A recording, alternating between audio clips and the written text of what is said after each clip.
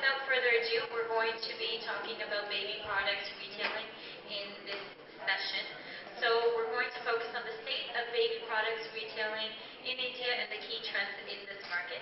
Along with the key trends, we're going to look at the key challenges and opportunities and nature of sales and how it affects the business. So we have eminent speakers with us today, and I'd like to introduce you to them. From Moms World, we have Mona Azaya, and we also have from Moms World, Michael Gandor, and we also have Sanjay Nadkarni from Baby Oil. So if I can ask our panelists to please make their way up, that would be great. And this session will be moderated by Richa Dixit from Yellow Giraffe. So a big welcome to our panelists and our moderator, please.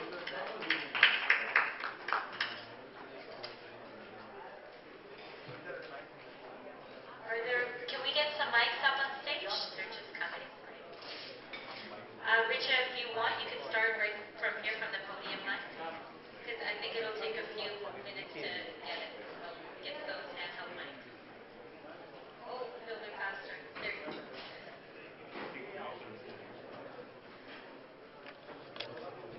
That's Michael. That's Mona from Moms World. Sanjay is from Baby Oil. If you have any questions while we're having the discussion, please feel free to bring us up. There's no hard and fast rule. Ask, and we would want you to interact as much as possible with us. We'll begin with Mona. Mona has done a lot of work in Middle East and North Africa, and she's also, looking to cater to India for the last 1 year. Let's hear it from Mona.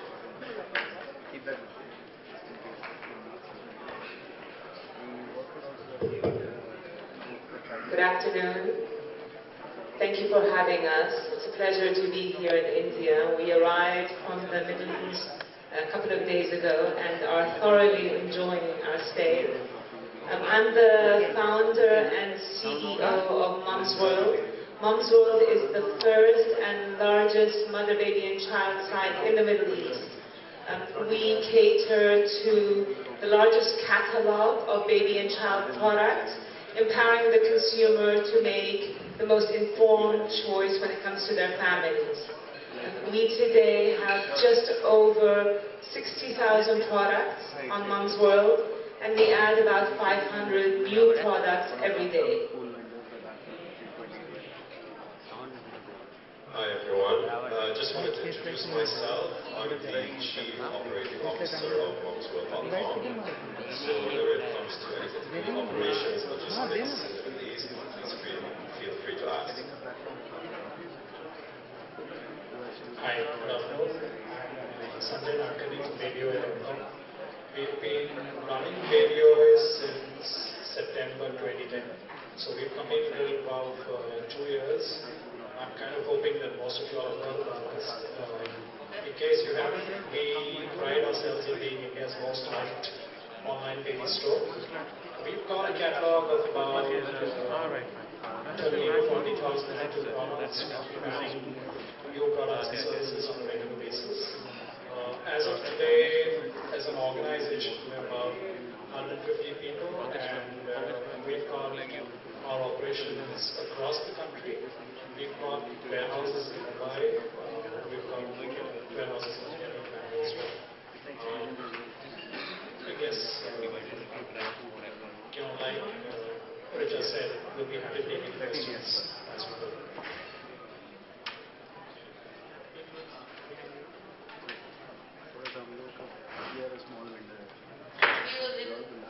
I'll give you a little brief on what I do. Basically, we have a YouTube channel and we take care. You can't hear me? Toy tasting. So as the name clearly suggests, we taste toys. We do video reviews for quite a few brands like Metal, Funscool, Little Tights. Most of the international brands, we have about 20+ brands that we review right now. Currently, we are lucky the channel has been on for a year and we have about 3.5 million views on the channel. We're approaching 1,000 subscribers on the channel. And this is predominantly catering to the Indian market and the Indian eventual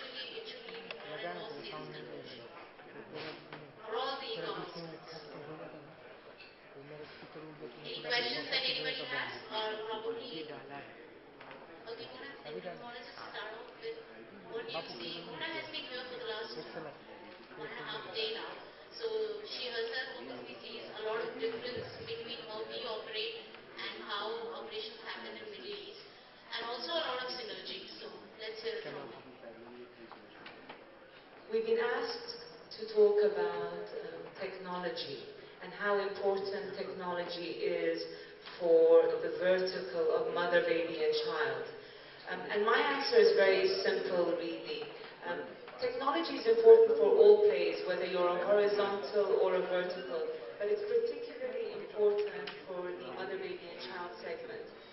We're dealing with a consumer in the Middle East who's very smart, she's very discerning, she's very time-starved and information-hungry.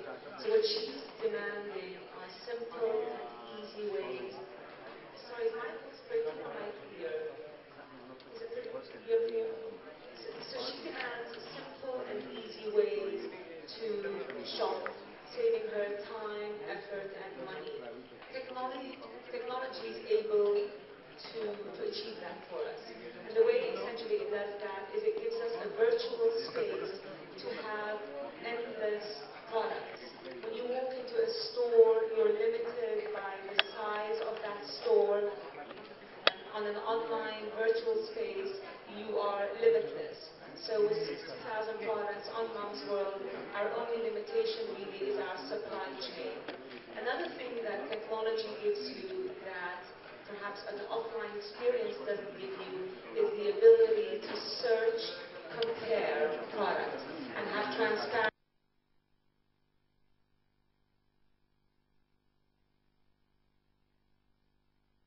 And then thirdly, a lot of consumers will tell you that when they are online, they need to replicate the touch and feel experience that they get offline. Today, technology is able to not only replicate that offline experience, but more importantly, take it to the next level. What does that mean? That means if I'm online and I'm looking at a stroller, for example, for my child, I can zoom in, I can zoom out, I can turn it around, I can even click on a video that shows me that stroller. I can see the baby positioned in that stroller.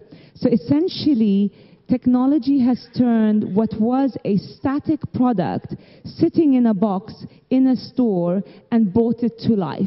And that's, again, the uniqueness and the beauty of technology. And last but certainly not least, with the online presence, you can give consumers relevant information, objective information, reviews from manufacturers and consumers, something that you can't really do in store.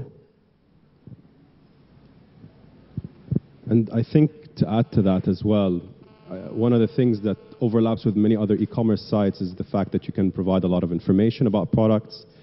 And of course, the most important thing is the access that you provide to a lot of people, where people may be living in remote places or might not have access to some of these products. So you're able to basically roll out one of the largest catalogs very, very quickly. So it's very easy to benchmark how much products you can offer a customer, so that maybe take the largest baby store or the largest toy store, you might have around 10,000 SKUs. And very quickly when you go online, that number can be 5-fold, 6-fold, and that's something unheard of, and that's what's important about the technology part. And what's more important than this, and I think in this conference not a lot of people have talked about this, is the localization of the content. So one of the most important things in the Middle East is that a lot of these baby products are not available in Arabic. And I don't know if this is the same case in India, but this is a huge segment of the population that's being underserved. If they're not able to read or write Arabic, then they're not going to be able to come and purchase off any site, or not even find that information even if they try to Google it. So what we've done at Mom's World is that we've nearly translated over 2 million words just to be able to bring this content online. And very quickly we've noticed is that we've actually provided content, we've provided information that was never available before. Now we've empowered a whole section of mothers, a whole segment of the consumer base that never had this information before, and now we've just completely revolutionized that segment for that space. So I think we will begin to see that with a lot of other e-commerce sites as they try to localize the content and to provide that information, and becomes extremely key, not only to empower the shoppers, but in our case, to empower mothers. And then, most importantly, those mothers are now trying to make better informed decisions for their children. Thanks, Michael. When we decided to do baby e-commerce, why would we do baby e-commerce versus doing traditional e-commerce? Now, I think e-commerce as an offering has certain obvious advantages. You can have a large catalog, you can have quicker service, delivery to your doorstep, and all of that.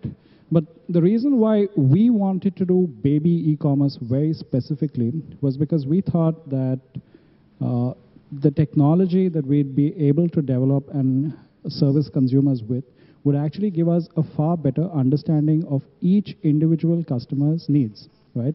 So today, we're very fortunate in India in the sense that there are a lot of nice stores opening up. I'm sure all of us over here in Bombay have been to the Hamleys, which it's kind of, a revolution in the sense that nobody expected to see a 20,000 square feet toy shop in Bombay, but you've now got one. The problem that Hamleys has is that when I, as a consumer, walk in, Hamleys doesn't know what I want, right? And so while they can have a fabulous store and possibly a great experience while you walk in over there, Hamleys doesn't know me for the consumer that I am. And so they're always going to struggle to try and service my needs. Versus as a technology company, as an e-commerce technology entity, I believe that if I have consumers coming to me on a regular basis, I understand what their preferences are. I understand what they like, and hence that puts me in a much better place to service them. One of the biggest problems and one of the biggest challenges in e-commerce is having a large catalog. So, some of our counterparts in some of these larger e-commerce companies that actually sell books and electronics have got millions of products, right? Can you imagine walking into a shop which has millions of products, and specifically if you don't know what you want or you're not 100% certain about what you need, you don't have the time to browse for millions of products.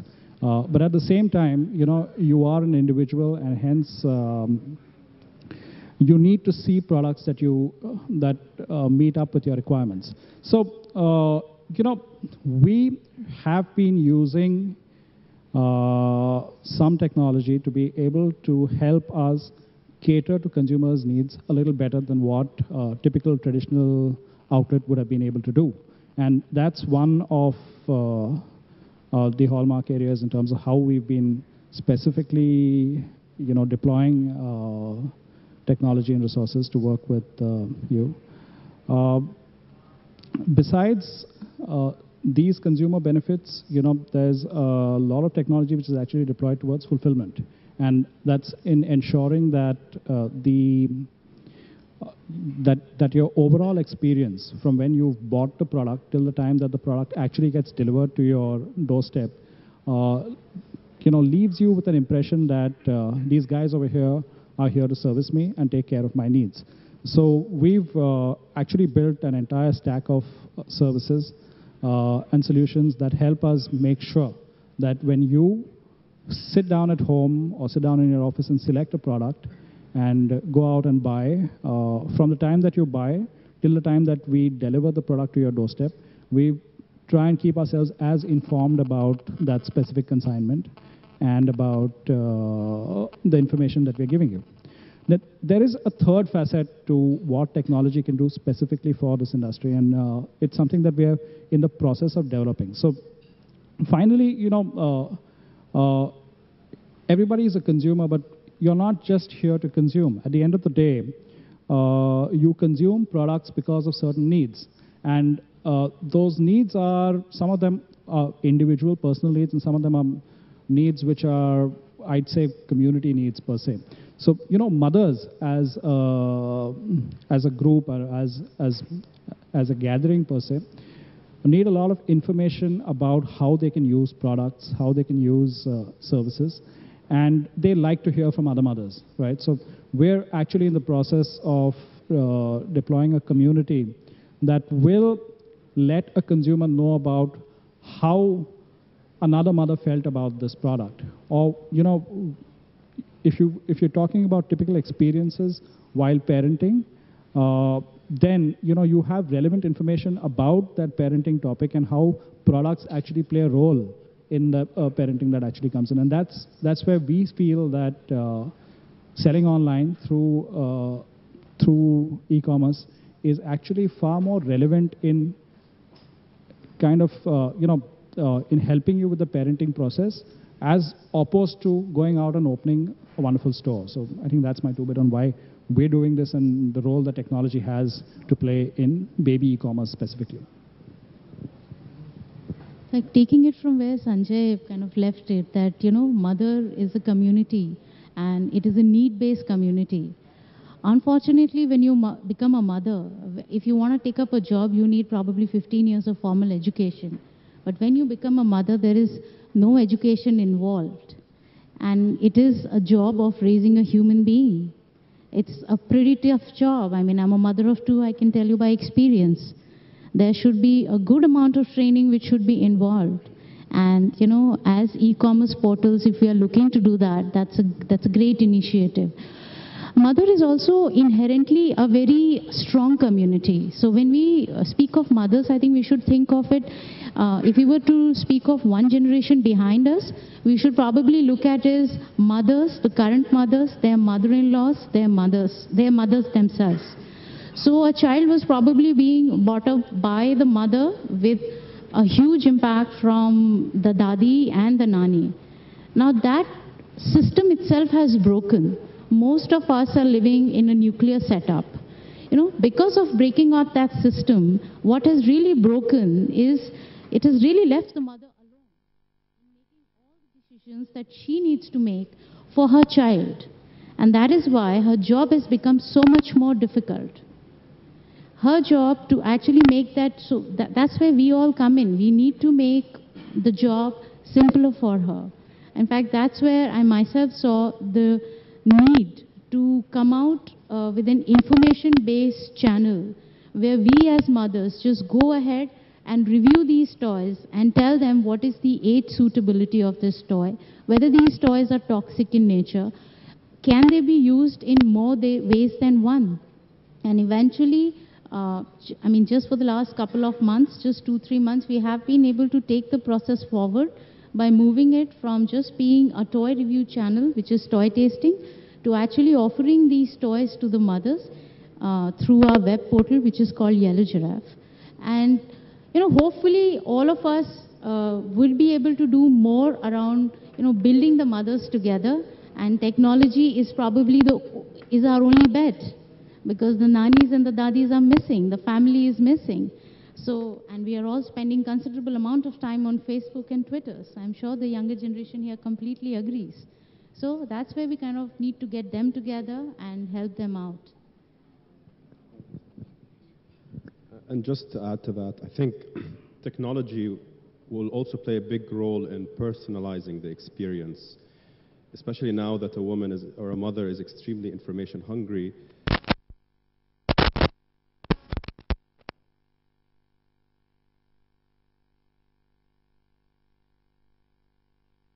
Pregnant, etc. It's just a huge amount of information. And what technology can actually do is personalize the entire experience, customize it so that you can actually track a mom and her family on a year-by-year, every 6 months, and be able to kind of really show her or provide to her what are the kind of key important necessities that she will actually need throughout the stages of the evolutions of her children. And this is not really present today. I mean, if a mom wants to walk into a baby shop, she's going to have to pick and choose what she actually needs. No one is going to tell her what is actually good for her. She's going to have to make that decision for her. But also, more importantly, no one's going to filter for her what does she actually need at this point in time, rather than come in and walk in and see a million things. So I think once you are able to capture some of that information, which technology will allow you to do, and since we are extremely data-driven, you can actually figure out at what stage a mother is in and kind of personalize that experience to the nth level if you're able to do that. One of the trends we've seen in the Middle East, and I suspect it's the same here in India, is a lot of e-commerce players come into the market thinking what they need to do is spend, spend, spend, and acquire customer after customer. And insofar that they acquire lots of customers, they have essentially won the game. The reality is not that. And particularly in this vertical, it's not just about customer acquisition, it's about how you take that consumer that you get coming into your site, convert them, and then ensure that every single touch point is bulletproof and delivered with excellence. That means from the time she puts a product in her cart to the time the cart actually gets dispatched from your warehouse, to package, to arriving at her doorstep, the follow-up customer service, phone call, all of that is essentially what's going to complete the experience and ensure that the customer comes back for more. So it's very, very important for those who are in the e-commerce play, again, whether it's a horizontal or a vertical, that you place perhaps greater emphasis on the supply chain and that A to Z customer experience. And once you are sure that you have anchored it and perfected it, that's when you begin to acquire customers. I think the acquisition of the customer is probably the easiest part of the entire e-commerce game.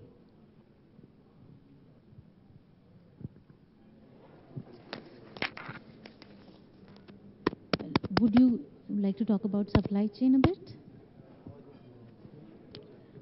You know, before we do that, can I just take up the customer acquisition challenge? I mean, possibly some of you over here are looking at e-commerce as an industry and wondering whether you all should go out and venture in this industry. Now, obviously, like Mona mentioned, acquiring customers is one of the most fundamental and critical activities. And we found that, you know, there are multiple ways to go out and acquire customers. Most of you have kind of been through the deals and discounts and coupons game where you've probably received coupons and discounts and deals from a lot of sites. And the big problem associated with that was that there's no continuity to the life cycle of that consumer. So you've actually got to go out and build a sustainable service, you know, which will get consumers coming back to you purely on the merit of your service and not something which is associated with a short-term price advantage, which may be there today and possibly won't be there tomorrow. So we've always focused on building value for consumers. We've always focused on going out, understanding consumer needs, looking at all the problems associated with buying, and trying to solve each of those issues. And that's where, you know, the point that Richa was mentioning, which is basically the supply chain logistics piece, actually plays a key role. You know, I think our industry has been handicapped by the fact that most logistics companies in India didn't and I still believe continue to struggle to understand the B2C experience per se, right? So we've got these large logistic companies which very successfully manage B2B transactions, which means that they manage documents, they manage consignments that actually are transactions between two businesses, but not necessarily do the B2C piece very well. And at the end of the day, the person who suffers is the consumer, and brand suffers. So we've had to build, you know, the entire ecosystem, right from the technology that manages our warehousing to the boy that goes out and does the delivery on our own. And at the end of the day, we found that that's possibly the only way that we can actually generate sustained interest from consumers, build loyalty, and actually get growth. I think there will always be a trade-off between trying to acquire customers inorganically and then trying to acquire customers organically. And I think the cheapest way would be organically by word of mouth.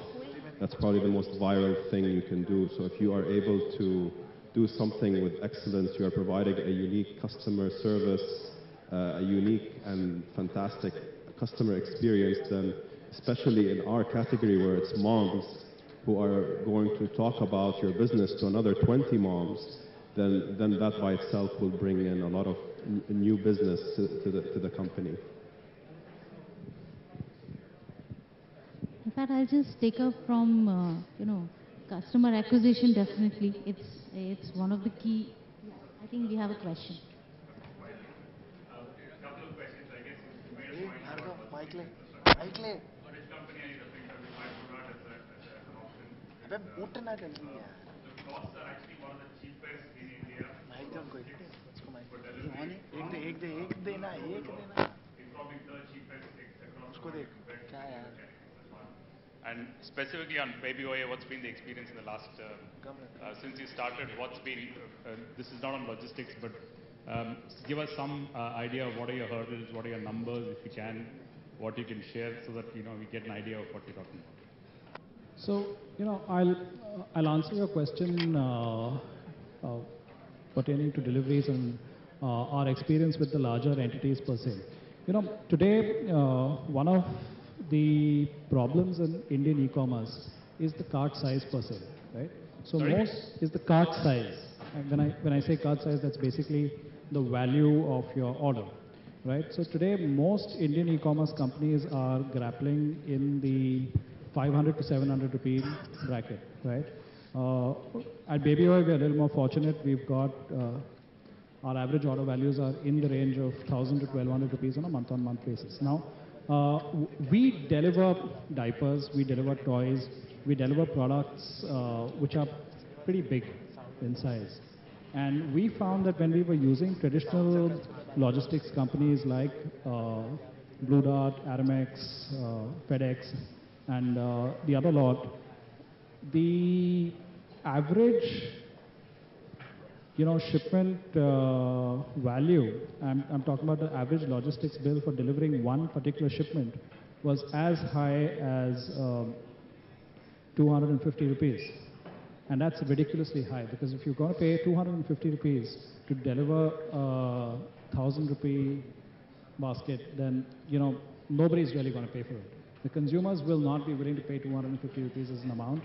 And we, as traders, definitely don't have the margins to be able to absorb that kind of a system. And that's essentially what I was referring to when I said that, Sorry, but you do realize that it's probably the lowest that anybody can get. You can build your own infrastructure. So we've done. So no, I just want to take on from where we left. So we went out and did this ourselves, and we are now at a stage where our average cost to ship a particular shipment is 110 rupees.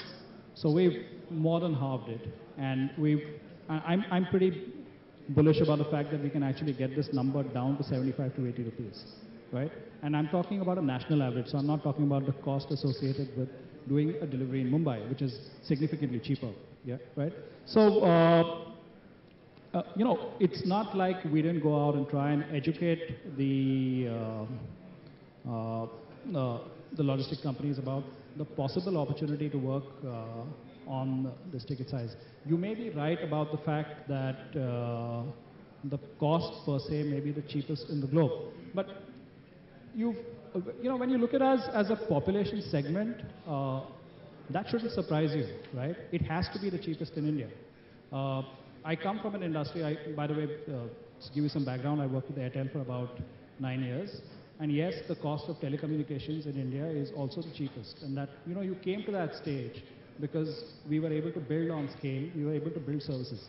But even in that industry, there were two industries. There was a B2C industry, which is where you as a consumer could buy broadband internet for, say, a particular price. And then if you bought wholesale internet, you bought it significantly cheaper, right? And, so taking from there, we kind of figured that we could actually do this much more effectively ourselves. Sorry, I mean, just the point on I guess, the cost versus the quality of telecom services. I think part of the problem that we have in telecom today is because the costs have driven the business strategy, not the service quality, which is why we are having such a terrible service problem in telecom. But I guess that's a separate point. To me, it's a fact that, I spent a few years in Blue Dart and DHL. It's a fact that large organizations don't understand B2C. That point is valid. It's more because I think it's not been driven globally. I think a FedEx or a UPS or a DHL or even a Blue Dart wouldn't exist today if this whole revolution of e-com hadn't come in, because the last 10-15% of our volumes have come because of that. It's a business that we're all learning. But I think the fundamental problem is if you aren't willing to pay for the service, it's never going to come in, because that's where you can build your own business. But I guess it's the question of scalability, because here's a business model where somebody is picking up 500,000 shipments every day and delivering 500,000 shipments every day. And if they can't seem to do it at a price that's convenient, then probably there is something wrong in a smaller scale model, and probably your scalability, that's something that you need to look at. But fundamentally, e-com companies will need to look at what is the real cost of pickup and delivery, fully loaded, and what is it going to be, and that's an important component of the overall cost. No, I completely agree with you. I think, we are at this point in time, we are probably in one of those valleys where the traditional logistics organizations haven't really understood the B2C opportunity. Understanding it is one problem. The second problem is probably the B2C opportunity in India isn't big enough to excite anyone to actually put a B2C model in place for going out and being able to fulfill. The other problem is a cultural issue which is faced by the fact that all of us, including us at BabyOA.com, went out and said free shipping, right? And when we went out and said free shipping, we built an expectation with consumers which kind of said that you can buy stuff for $10, you can buy stuff worth $100, you can buy stuff for 10,000 rupees. It didn't matter, because we were happy to go out and ship these free of cost, right? And all of us possibly made a mistake over there, because that's not a practice that's seen anywhere else in the world. Even when you go to possibly the largest e-commerce economies, someone like Amazon regularly charges you for shipping unless you happen to be a member of Amazon Prime. And I think, some sanity has come back in the industry per se, and all of us are kind of getting out of free shipping as a mode and trying to take that. Michael, why don't you tell us a little about how you took that? Let me just add to your point earlier. I think this is something that all emerging markets are facing. The reality is we're all coming online to play on large scales, but the logistics suppliers aren't ready for us. So what's happening is you have the few, whether it's Aramex or DHL, who essentially believe that they have monopolized the market, so they hold you by a rope. They dictate the timings, they dictate the prices, etc. So we learned very quickly that we can't rely on them for two reasons. One is obviously their prices are not competitive and they will not make us profitable. But secondly, the lack of reliability in the delivery. So for example, if a mother is ordering a pack of diapers that she's run out of in the morning, she doesn't want them a week later. She wants them 3 hours later. So there's a fine line between how much can we afford to pay to perfect our logistics, and how much can we afford to lose when it comes to a lost consumer. We have, in the Middle East, changed our entire logistics strategy. In our two largest markets, UAE and Saudi Arabia, we have our own fleet, and we've actually found that it's cheaper to have our fleet that starts on one side of town and by the end of the day finishes on the other side of town and basically does their deliveries. They're on time and they're actually a lot more efficient. Now certainly there's a certain level of scale with having your own fleet, but we're hoping that by that time the courier companies will have shaped up. But in the beginning you do need to own that because it is your bread and butter. We've had multiple stories where the logistics companies not only have not delivered or delivered at the wrong time, or delivered a bottle that smells of cigarette because the delivery man was smoking in the car. So again, when it comes to your bread and butter, that's something that you have to own internally as opposed to just outsourcing it.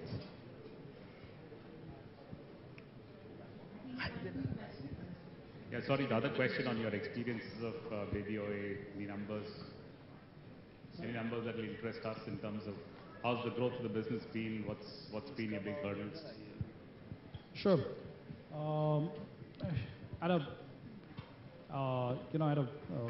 We can take the details offline. I'll come and connect with you. But at a very basic level, we've been in operations for about 2 years. In the first year, we grew 10x. In the second year, we grew about 5 or 6x. Today, we're at a stage where we do between 1,000 to 1,200 orders per day and very healthy cart size, growing regularly on a month-on-month basis. Other numbers I'll be happy to share with you offline. Richa, is there going to be a Q&A session later, or can I address? No, I think we are very happy to take questions. Great. Let me qualify, I have not seen either of your sites, so please bear with me on that respect. Earlier, 15, 20 years ago, we believed that we as marketing people, we believed that we would create a relationship, transactions would follow. Today, what I see, and I'm in that space too, unfortunately, is that create the transaction or work on the transaction. Either some people say relationship is follow and some will say relationship be damned. I have happened to build a relationship program on a pilot basis for a baby product giant. And I had a very small window because mothers to young mothers, our window was really 0 to 3 years.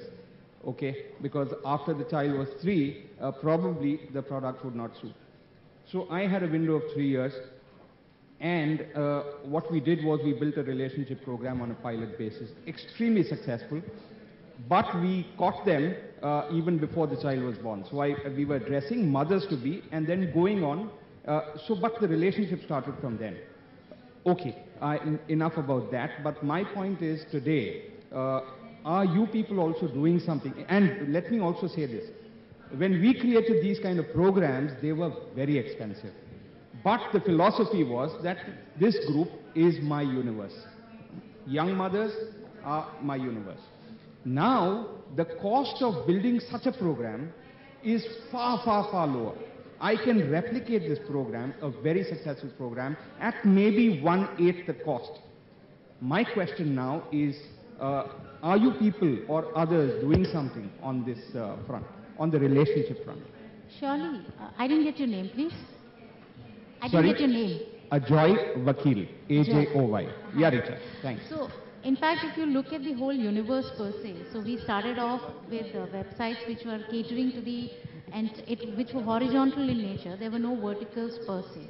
Now, if you look at the industry, and mind you, it's a very nascent industry, it's just a couple of years. I mean, you can say probably it's definitely not more than 5 or 6 years old. It has a funneling effect. It has a pyramidal effect. So we have websites which now cater to verticals. Probably it needs to get a little more specific even beyond this, to get on to a phase where they can really, generate and take care of people or very small segments of people. So the idea necessarily may not be that if you have an e-commerce site, you need to cater to 25,000 people on a daily basis. Idea may be, as you rightly suggested, and which is where we are growing, which is why why we have this conference. We have a conference not on e-tailing, we have a conference on baby products, which is a fairly specific segment. And I think a lot is being done around educating today's mother and helping her making her decisions. If I have to say for myself personally... I'm sorry, that still seems to be transaction driven. My point is there anything on the relationship front, not to do with the product itself? A mother is a mother, she has some needs, and I can create a relationship, and the relationship is going to lead to transactions. And we are all talking about lifetime value, lifetime value. How are you going to build a lifetime value purely on transactions and purely on good delivery? You can't. There Absolutely. is... Yeah, In sorry. fact, I would really recommend and suggest that you look at what we do. I Yeah, typically do that. We typically have a channel which takes care of mothering needs pertaining only to toys. We do not do anything else. And then we have a channel through which we sell those toys if the mother needs to buy those. I'm sure, you know, Mona will also have a lot to share in terms of what they are doing specifically for moms. And Sanjay.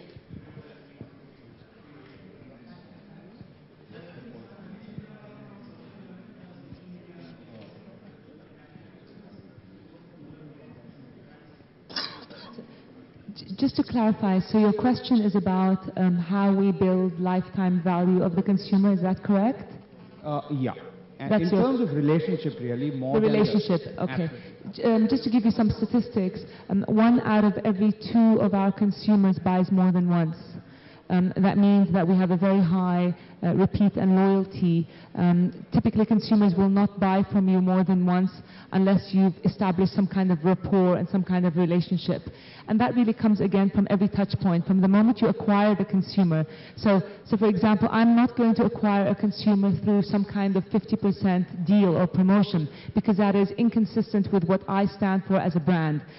So that's the first. So my initial touch point to reach that consumer is in line with my strategy. That's A. Second of all, when she's surfing through the site, going through products, reading up on the products, there's consistency in the way I talk to the consumer, I present the information, and I'm transparent at all levels. We are not pushing one particular product versus the other. What we do is we offer the catalog of the most comprehensive products. So that again gives you a level of trust.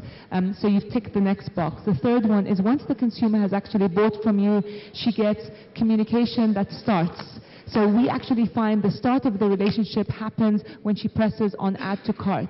She gets an email confirmation from us. She also gets a phone call from the customer service people saying, hi, you've bought this product. Did you have any particular questions? Can we help you?